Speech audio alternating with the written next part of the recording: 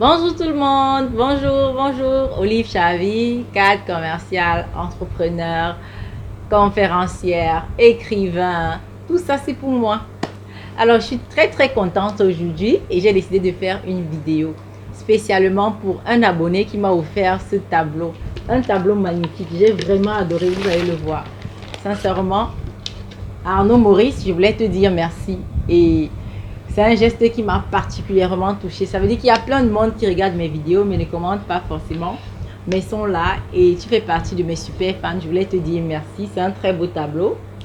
Si vous pouvez le rêver, vous pouvez le faire. C'est quelque chose qui m'a particulièrement touchée. Alors aujourd'hui, on va traiter d'un thème très intéressant. Je vous retrouve tout de suite après la pub.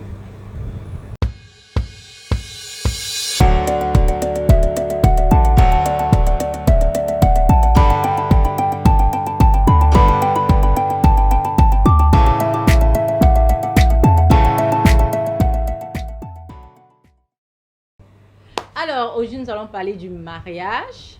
Le mariage comme thème très important. J'arrive souvent à recevoir certaines personnes qui viennent en coaching chez moi. 80% de leurs problèmes tournent autour du mariage et de l'argent. Voilà les deux problèmes qui ressortent le plus. Et je me rends compte que la plupart de ces personnes ont fait un mariage, j'ai envie de dire catastrophique, mais je ne vais pas utiliser ce terme, un mauvais mariage tout simplement. Et je dis souvent que le mariage, ce n'est pas seulement le festif, quoi. Ce n'est pas l'événement, ce n'est pas la robe blanche, ce n'est pas le costume, ce n'est pas tout ça. C'est l'engagement de toute une vie. C'est pour ça que les Anglais ont bien fait la différence entre marriage et wedding day. C'est deux choses différentes. Marriage, c'est l'engagement de toute une vie. Wedding day, c'est l'événement du mariage. Donc, ils ont bien fait la différence entre ces deux mots. C'est pour dire que tu vas faire un beau wedding day. Après 1 ou 2 ans, tu vas te séparer de la personne avec qui tu as fait le très beau wedding day. Ça n'a rien à voir avec le mariage. J'ai pas envie de citer les noms ici, mais la plupart des milliardaires prennent beaucoup de temps avant de se marier. C'est parce qu'ils savent l'engagement qu'il y a derrière. Et ils ont vu les histoires des autres personnes qui se sont mariées et après 1 ou 2 ans ont divorcé et leur conjoint est parti avec toute la fortune.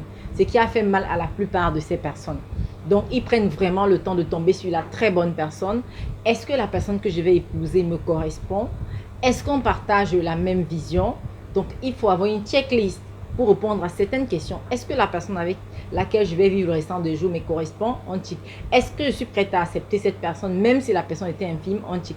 Est-ce que la personne et moi, on partage la même vision? On tique. Et il ne faut pas croire à tout ce que les hommes disent au début. Homme avec grand H, je veux dire homme ou femme. C'est pareil.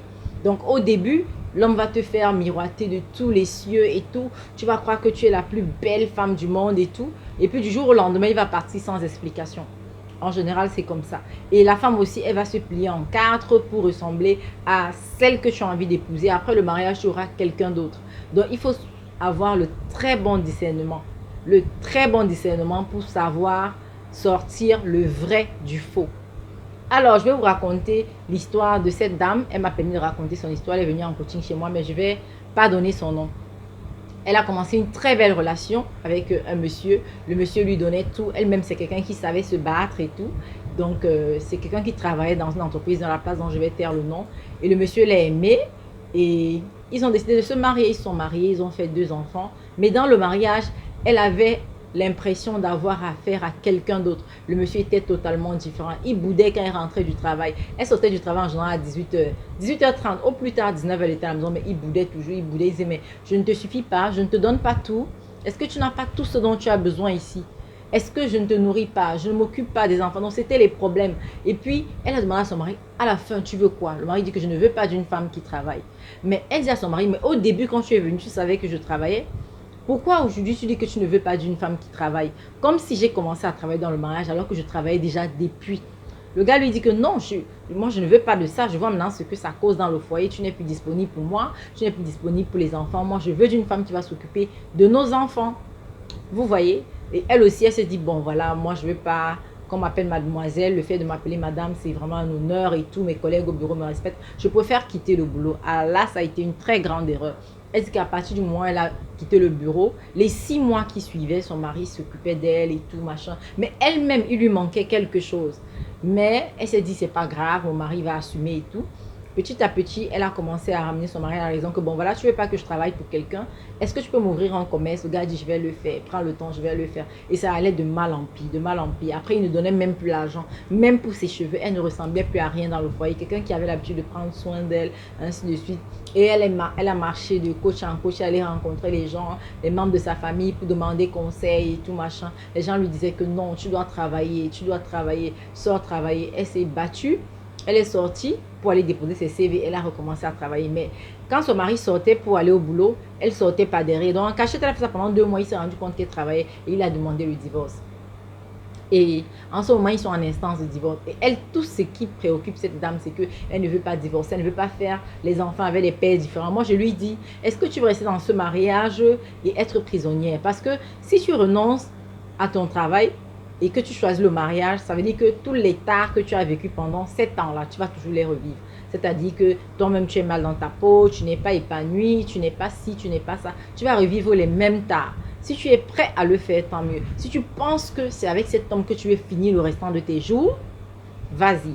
Parce qu'en général, j'ai constaté que les personnes qui viennent en coaching, ils ont déjà des idées dans leur tête. C'est pas comme si ils ont déjà des idées dans leur tête et quand ils viennent, ils veulent entendre ce qui est dans leur tête. C'est pas comme ça que ça marche. Moi, je vais toujours vous mettre sur le droit chemin. C'est très important. Et quelque part, ce que vous avez dans votre tête n'est pas toujours quelque chose de constructif, de bien. Parce que moi, à votre place, madame, comme je lui ai dit, je ne rentrerai pas dans ce mariage parce que je serais malheureuse.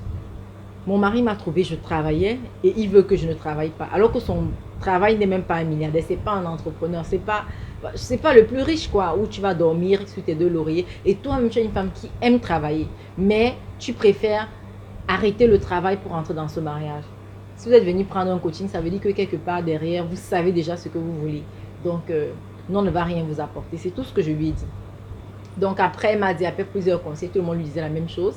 Elle était la seule d'un côté, elle voulait rentrer dans son mariage, mais elle se disait qu'avec le temps, elle devait amener son mari à le faire. Je lui ai dit, pendant 7 ans, tu as essayé d'amener ton mari à comprendre ça, mais il n'a pas voulu. Tu l'as fait en cachette, ça n'a pas marché. C'est même pas après 15-20 ans qu'il va accepter. Et entre-temps, toi, ton âge est en train de passer et beaucoup de choses et d'opportunités sont en train de passer. Parce que quand quelqu'un a mis long à la maison sans travailler, c'est difficile d'obtenir un nouveau boulot. Ou alors, quand quelqu'un met long sans pratiquer une activité, que ce soit entrepreneur et tout, c'est tous les jours. Vous voyez que même avoir une page, il faut poster tous les jours, c'est du travail au quotidien.